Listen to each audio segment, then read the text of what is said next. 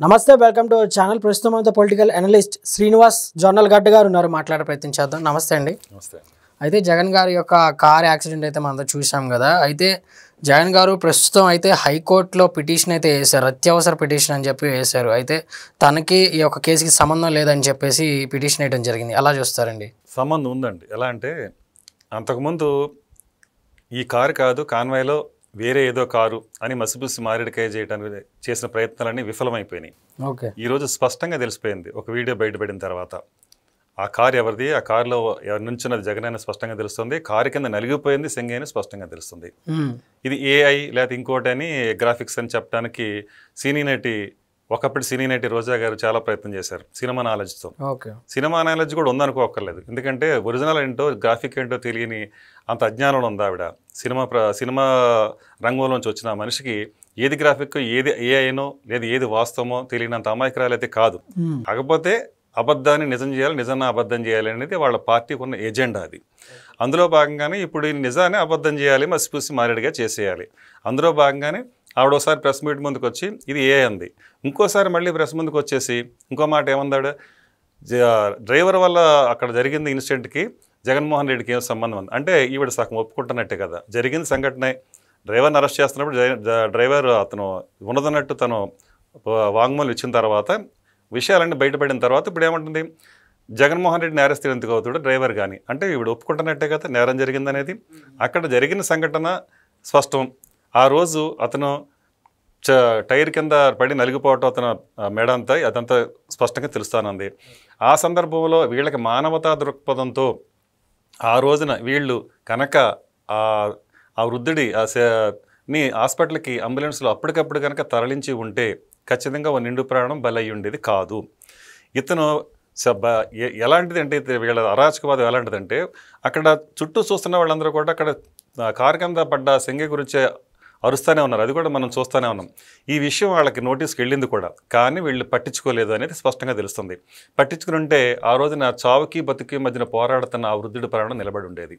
ఇది మాత్రం ఒక ప్రాణాన్ని, ఒక నిండు ప్రాణాన్ని బలి తీసుకున్న ఇదైతే జగన్మోహన్ రెడ్డికి అది ఖచ్చితంగా ఆపాదించవచ్చు.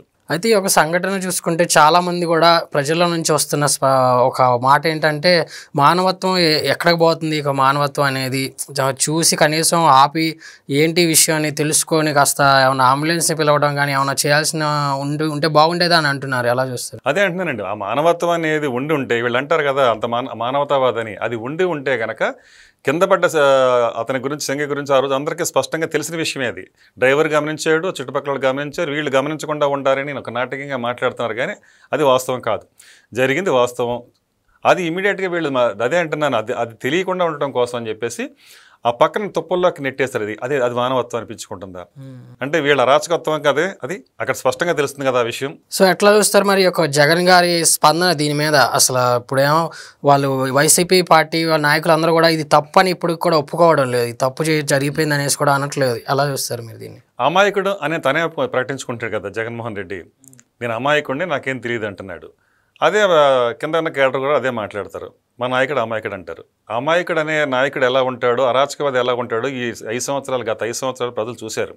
అతను అమాయకుడా లేకపోతే అరాచకవాది అనేది. ఇదంతా ఏంటంటే ఒక జరిగిన దాన్ని జరిగినట్టు చెప్పడం కోసం చేసే ప్రయత్నంలో భాగమే అతని అమాయకత్వం లాంటి నటన కూడా. మరోవైపు కూటమి ప్రభుత్వం నాకు Z+ కేటగిరీని, నాకు సెక్యూరిటీని సరిగ్గా ఇవ్వలేదు, రోప్ పార్టీలు నాకు కల్పించలేదని అంటున్నారు కదా, దీన్ని ఎలా చూస్తారు? దానికి కూడా వివరణ ఇచ్చారు హోమ్ మినిస్టర్ అనిత గారు. మేము ఇచ్చింది ఏది సక్రమంగా వీళ్ళు తీసుకున్నారు, ఆఖరికి ఇచ్చిన కాన్వాయ్కి సంబంధించిన కారు కూడా వాళ్ళు కాదనుకుని వాళ్ళ కారు వాళ్ళు వాడటం జరిగింది. అలాగే ఇప్పుడు అంబటి రాంబాబు గారు ఏం చేస్తున్నారు, అసలు బ్యారికేడ్ని తీసేసి నెట్టేసేసి జనాలందరూ పొలవమనగా అక్కడికి అలౌ చేసేసి అక్కడ విధ్వంసం సృష్టించడానికి చేసే ప్రయత్నమే కదా అది. అంటే మీరే శాంతి భద్రతకి విరాఘాతం కలిగించేసి తర్వాత ఆ బురదని ప్రభుత్వం మీద చల్లడం అనేది మరి అది కూడా ఒక దుష్ట రాజకీయంతో భాగమే కదా అది. అయితే జగన్ గారిని ఈ యొక్క కేసు ఇది వెళ్ళబోతుంది కదా, నడవబోతుంది కదా, ఒకవేళ కొలిక్కి వస్తే జగన్ గారిని దోషిగా ఉండే అవకాశం ఉంటుందా?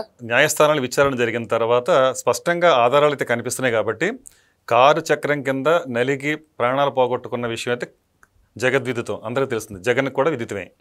అక్కడ ఆల్రెడీ తెలుస్తూ ఉంది ఆ విషయం.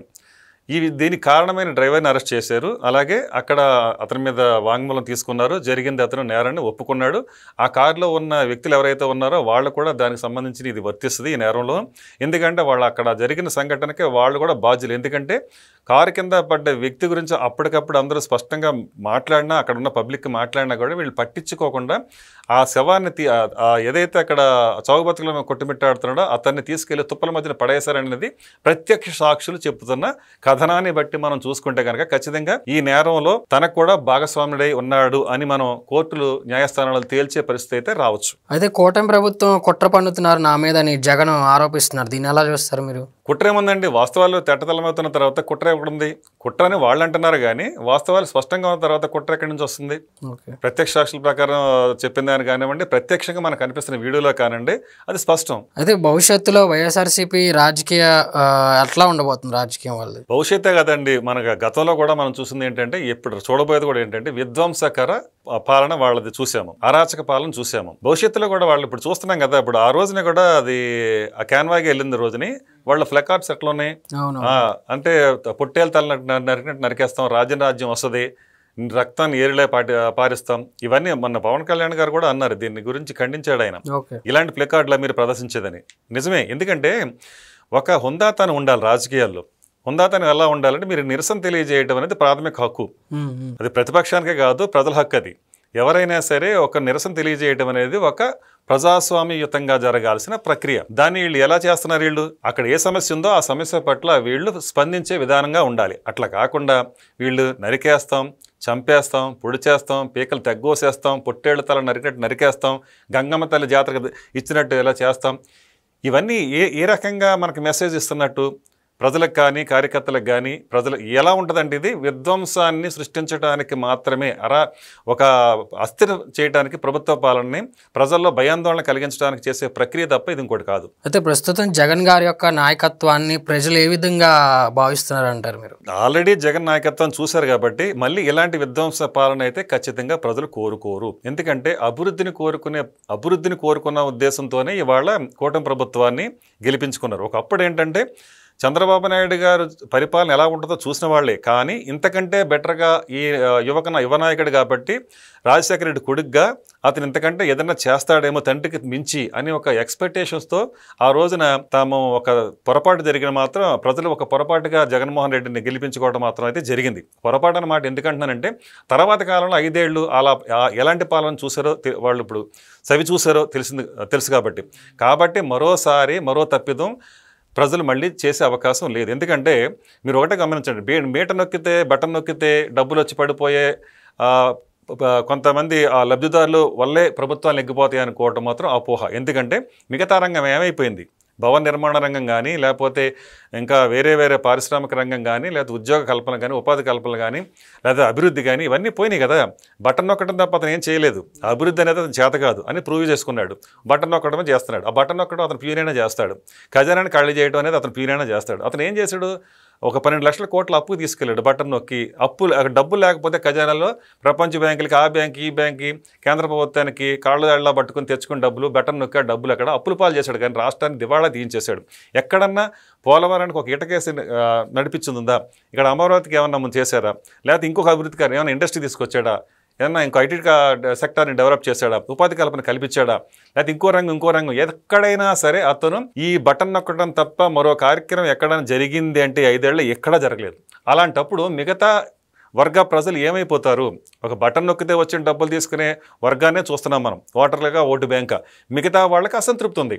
ఎందుకంటే మా పిల్లల భవిష్యత్తు బాగుండాలి, భావితరాలు బాగుండాలి, వాళ్ళ భవిష్యత్తుకి ఉద్యోగ ఉపాధి కల్పనలో, అలాగే విద్యా అవకాశాలు, అలాగే ఇండస్ట్రీస్, లేకపోతే ఇంకా వేరే ఇవన్నీ అభివృద్ధి చెందితేనే, రాష్ట్రం అభివృద్ధి చెందితేనే మనం బాగుంటాము, అందులో మనం ఉంటాము, మన భవిష్యత్తు ఉంటుంది, మన పిల్లల భవిష్యత్తు ఉంటుందని నమ్మారు. కనుకే అత్యధిక మెజారిటీ ఇవాళ కూటమి ప్రభుత్వాన్ని అధికారంలోకి తెచ్చింది ప్రజలు. కాబట్టి ఈ ప్రజలు ఇప్పుడు విజ్ఞతతో వ్యవహరించారు.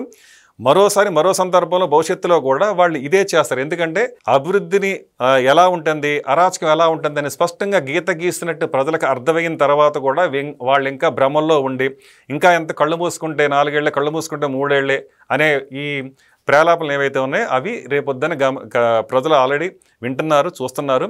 కళ్ళు మూసుకున్నా కళ్ళు తెరిచినా కూడా మరోసారి ఈ జగన్ ప్రభుత్వం అయితే వైసీపీ అయితే అధికారంలో వస్తుందనేది మాత్రం కళ. ఓకే అండి, thank you very much. Thank you.